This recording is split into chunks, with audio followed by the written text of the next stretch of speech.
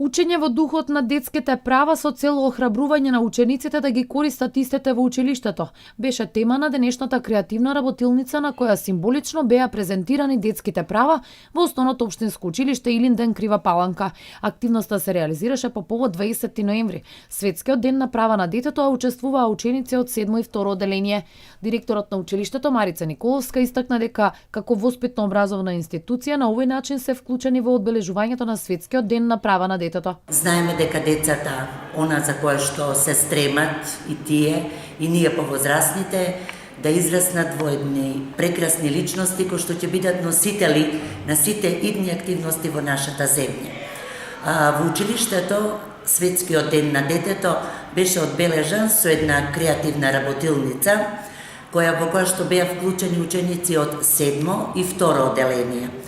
Преку пораките кои што ги упатија, едноставно покажа дека тие се оние кои што ќе бараат и ќе се трудат да ги добијат сите права за кои што нели целата заедница и сите во државата и во светот сакаат децата да имаат права како што и заслужуваат. Учејќи ги децата за нивните права, ги подготвуваме за нивната идна улога во општеството, добро информирани и активни граѓани во демократската заедница, истакна одделенскиот наставник Добри Јовевски. Децата треба да ги знаат детските права, но подеднакво е важно тие да ги практикуваат и да ги почитуваат во средината во која што се наоѓаат.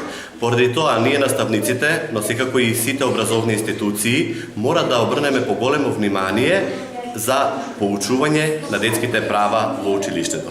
На работилницата повозрастните учениците од 7 одделение како пир едукатори им ги посочија правата и обврските како деца на сите учесници во работилницата.